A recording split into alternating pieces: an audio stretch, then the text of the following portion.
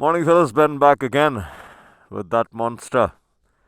A monster of a tank. Acerbis or Acerbis, however you want to call it.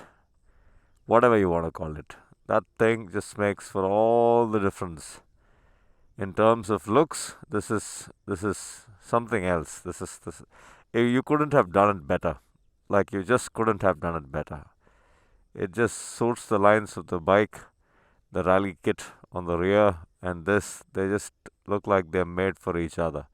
Fits like a glove. That's what you say when you find design that just matches everything. Ticks all the boxes. Unbelievable transformation. Just completely changed the way the bike looks, the way the bike feels in between your legs. There's a huge difference in how you sit with your legs, you know, gripping the tank, and you feel like you're into the bike a little more because this sits a little higher, the tank is higher. It's not because of the tank bag. I'll talk about the tank bag on a separate video. This is something else that needs to be spoken about in great detail, but I'll keep it for some other day. For now, we'll talk about the tank. The tank is just something else, man. You sit like that. You sit gripping the tank. This is about 20 or 30% different compared to the stock tank, and the way you grip this is so much better. You really have to experience it to know the difference. So a dear friend Adarsh from Bangalore, he dropped by. He came to Chennai. He dropped by home, and he has the same tank. So I got to feel it in between my legs. I got to test ride it and feel it in between my legs, and that was the game changer. That is what helped me decide whether I should get this or not. It's an expensive tank.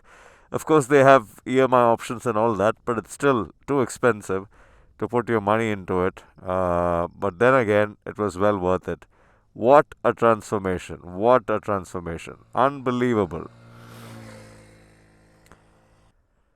Yeah, so the best thing that this tank offers, apart from looks and ergonomics, is range. 550 kilometers is something that you can easily expect out of this tank.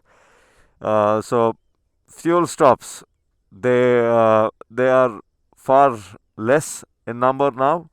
You can fill it up to the brim and you can just be gone, and you can reach your destination like a good fuel pump, and then fill it up again. The kind of fuel that is out there in the market now with the E20 blends, it's crap. It's absolute crap. And for you to have that peace of mind that you can fill up good fuel, that's very important if you ask me. And so yeah, the tank offers 550 kilometers as a range, and so you just you you can completely relax. You know that you can get to the next good fuel station and fill it up, and not worry about bad fuel contaminating your motorcycle. Yeah, apart from that, some things that you have to keep in mind is that this comes with a stock lid which has a venting hose, breather hose. So you can't. It's just a bolt-on, screw-on type lid. Anybody can steal your fuel if you have that lid. So you'll have to get this lid. This is a lock and key kind of a setup. This is an additional 3,000 rupees. So that's something that you have to keep in mind when you order the tank. You have to order the this is called the big tank lid, big tank lid. You have to get that again. That's another 3,000 rupees. Another thing that you have to keep in mind when you install this is a piece of cake to install. Just swap out the fuel float and fuel pump, and job done. Yeah, don't go too tight on the screws, is because that's not what you want to be doing with anything plastic. Another thing is you'll have to bypass or get rid of the evap canister. The evap canister becomes a dummy now. You just screw nut into the purge valve wire. That is, you plug it, and the rest of the wires are just dangling around. You don't need them. You pull them out. The hoses, the rest of the hoses, you just pull them out and you throw them in the bin. There is no need for a water drain hose for this tank, is because the lid comes up instead of going in. The tank's lid, it comes up instead of going in, so there's no way water can get into this tank except for the E20 crap. But otherwise, there's no water contaminating the fuel in this tank. You don't have to worry about that. So that hose is useless. And the other evap canister hose is again useless. You throw it out. This tank does not vent. It vents from the top. This is the vent. So every now and then you just play around with the lid just to ease it out a bit, and that should be able to vent it out. What else? Also, this has a vent. This has a small hole on the back side of the lid for for the tank to be able to breathe. So that's the vent and the breather. So air to balance pressure in fuel, air goes in from here, I believe. What else?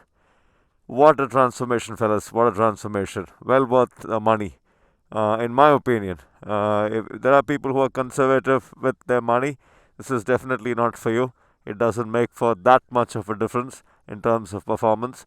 But in looks, yeah, this is a game changer. Nothing out there. No big motorcycle looks as beautiful as the Himalayan now with this tank.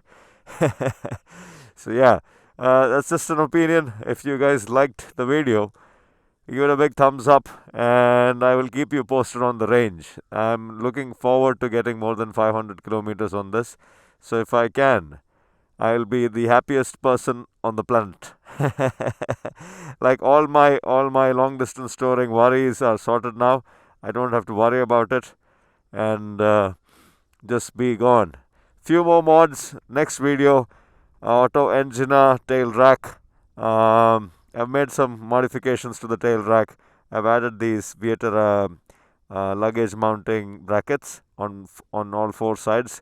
So we'll talk about that. There's the auto engine GPS mount, onto which I have my SP Connect mounted. What else have I done? I've gotten this beautiful Rhino Walk tank bag. That's another addition to the motorcycle. Also, we'll talk about this. This is a fork gaiter from Acerbis, a full-length fork gaiter, which takes care of all the muck and the crud. So don't have to worry about the fork seals going for a toss, because the fork seals are still not in stock in the company, with the manufacturer. They're not willing to sell the fork seals separately. They want you to buy forks instead. Anyway, so I'll get going. The motorcycle after the rebuild is just a dream to ride every single time. And this is a dream location, isn't it? Well, this is primarily a touring bike. It's not an off-road motorcycle. So I don't take it off-road. This is to be on the road. And this loves to be on the road.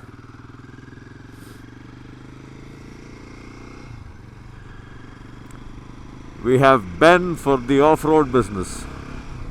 If you enjoyed the video, give it a big thumbs up. Ciao.